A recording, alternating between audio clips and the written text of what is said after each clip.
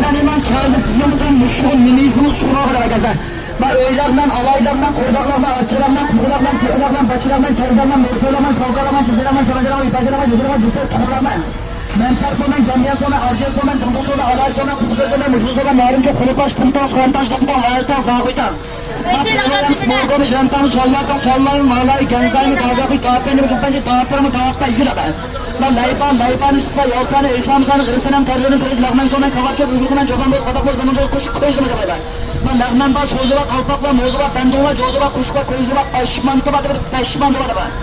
Mencanı söz kapsana, oşkuramı, bağırlık önen çıkıp, payızı korup, çüpünü inçki tartıp, kenimini keştey, senemli çeştey, çıntam yani eştey çıkırıp, aldıraş, yavru olasılıkta, öylakmendiri bakın yaşıyorlar. Ve altı menfer sonra gitmen şu öylakmendiri bak, altı sonra şimdi nazda biz açıksı, elempi, kalempi, eşklik sanay. Çaktan bırak kısmına bıçayı ki aldıran.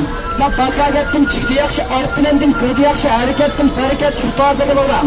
Ben limanın balısı repket, anız balısı aldırak dedim, ağır sarabışı başlık yaptım, bereket çensene kızıyorsun sana. Ben toyat dağı, toyranlık bir santan abi, yoğranlık